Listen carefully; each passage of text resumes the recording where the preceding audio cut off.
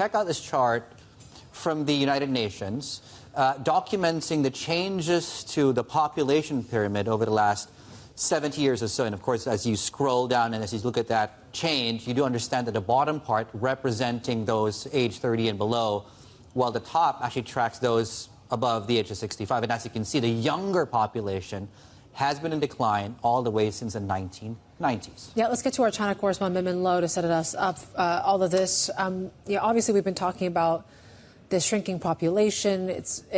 Can it actually avoid what we saw in Japan in this last decade? What are you seeing right now? Yeah, you know, when I was reporting in China and I would travel to different parts of China, I would often come across these villages where you'd see clusters of elderly people hanging around, and the average age would be above 60 years old. And I would pass by these schools that are just empty shells. They were just abandoned for years because there are no longer any young kids left to be educated. And I think this is quite emblematic of the aging population that we're seeing in China.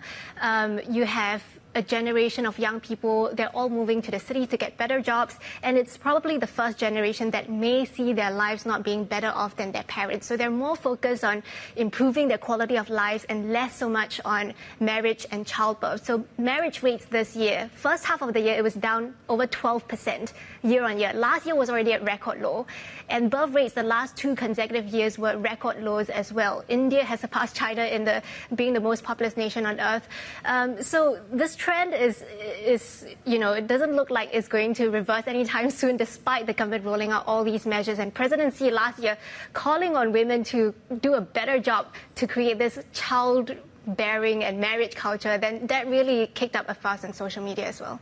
All right, let's have more of this. I want to bring in our special guest now, Carl Wu, co-founder and CEO at New Frontier Group and CEO of United Family Healthcare. And Carl, it's great to have you on the show. I mean, it's easy to put parallels to what we saw in Japan, but this is a nation that seems to be getting old before it gets rich as well.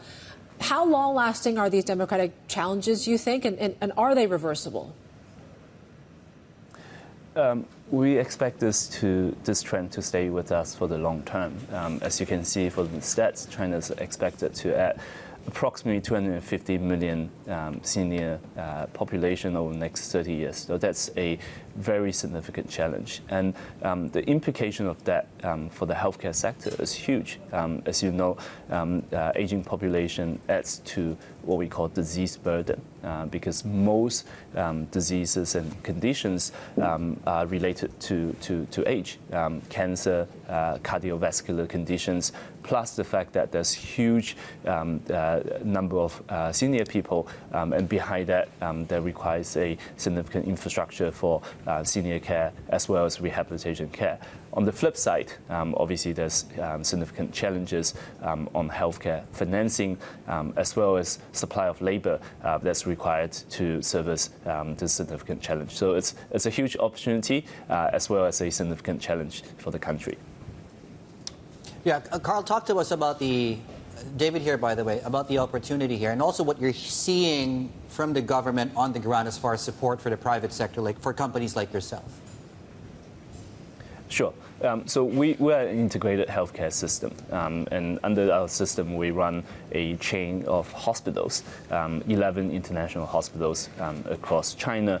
We also operate 22 hospitals in rehabilitation health. And by rehabilitation health, it means providing care for patients in critical conditions. A lot of them are age-related conditions. We also provide home health services, which means taking senior cares to homes of the patients, as well as health insurance services across the country. And it is a huge opportunity across the nation. The government is very supportive of us. And we're investing in a few areas. So, for example, adding a lot of infrastructure. Just in the last quarter, we opened our 3rd hospital here in Shanghai, our 4th hospital in Beijing. We've also opened our largest hospital in the group yet to date in the Greater Bay Area in downtown Shenzhen, as well as on top of the recent ones in Guangzhou.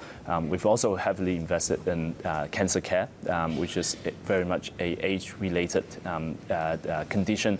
So we've acquired the Integrated Oncology Center in Hong Kong, which makes us the largest private cancer provider across private in the Greater Bay Area.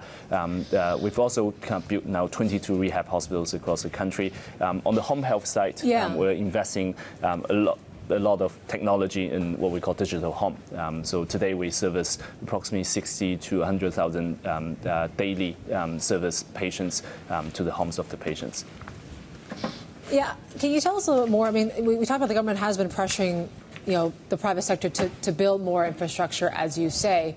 And we certainly have seen that. Do you think it's likely that you guys will be able to fill in that gap that maybe some of these local governments cannot at the moment? Because, some of your other peers have said, when it comes to some of these homes, they're quite costly to start, and it takes some time to really turn a profit. So how much investment are you really seeing in that space now?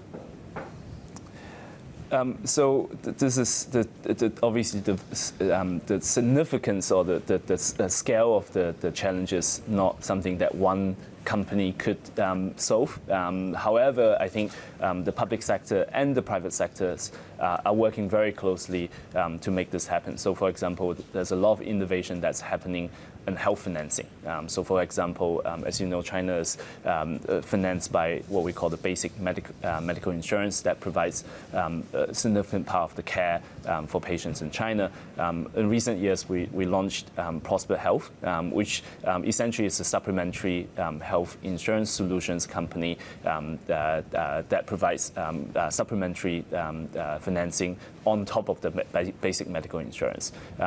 For example, on the digital home side, as you know, the government is very much focused on building large infrastructures, but when it comes to innovation, they work closely with the private sector. So, for example, now that we do about almost 100,000 daily visits to home, but the next wave of innovation where we're pushing is to try to create digital connections to patients at home, including health data, activity data that allows us to do chronic disease management remotely. And this is cheaper care, better access care, and better outcome.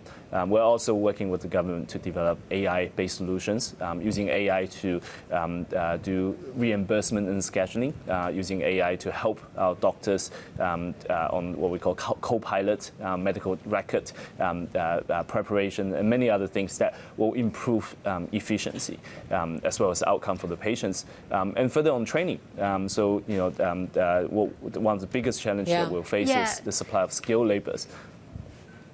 Yeah, Carl, I think one of the new trends I've been noticing in the past few years is these insurance companies are really bundling their insurance products and elderly care facilities. So they are taking the funds collected from the insurance to invest in elder care facilities, and they're giving the insurance holders a chance to stay in those facilities, enjoy financial services and rehabilitation services. So maybe you can comment a little bit about how big is this trend. And also, I'm curious, I don't know if you can answer this, but right now I believe the average pension that people are getting is about 3,000 plus yuan, a few hundred US dollars really. So I don't know, the people that are paying for these services, is their money mainly coming from their savings or their kids' income? And really, how much disposable income does the silver generation really have to spend on these services that the government is trying to boost? Oh, those are very, very good questions. So maybe firstly on the insurance model. So the way we see aged care, we try to actually segment that into a few different parts. So the insurance model, which is largely what we call senior community, and this is largely focused on old people, but they can care for themselves, so they're relatively healthy. However, during the aging process, the demand is multilateral.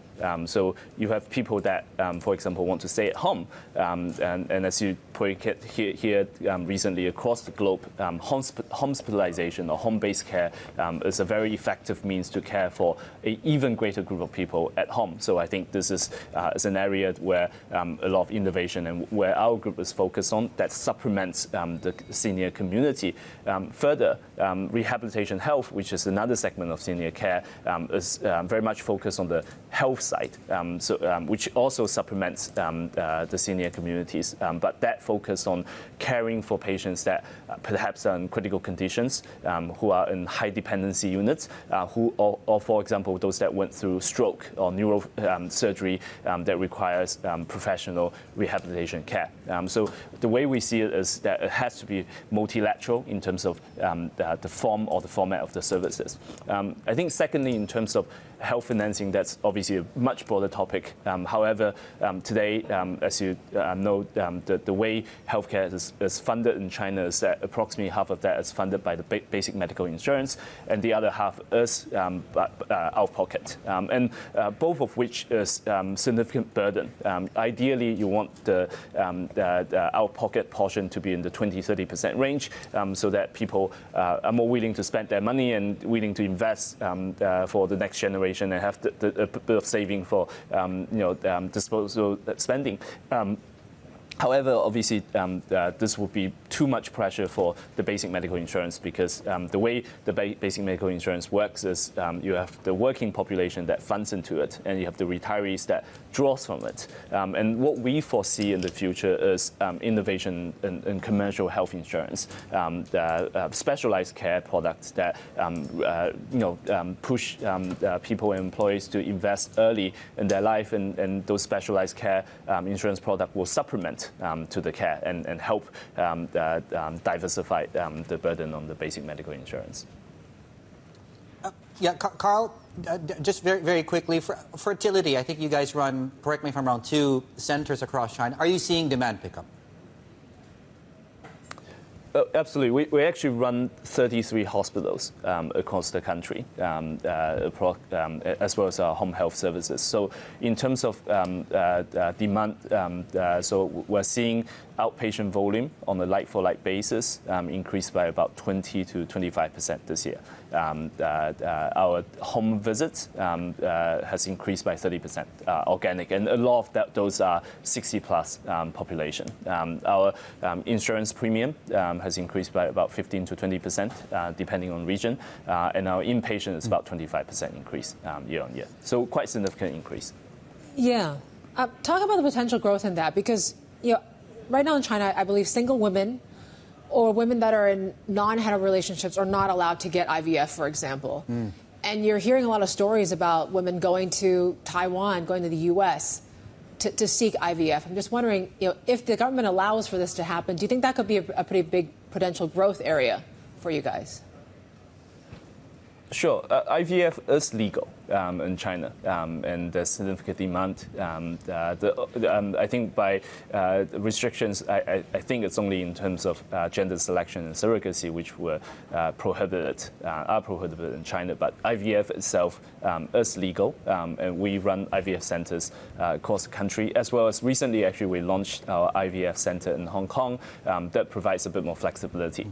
So absolutely huge demand, and you're also seeing recent announcement from different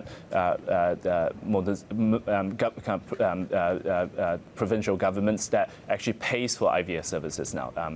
Some of the governments are including that as part of their reimbursement. So I think the demand is here. Obviously, aside from medical factors, there's also economic as well as personal factors that also come to play when it comes to having kids.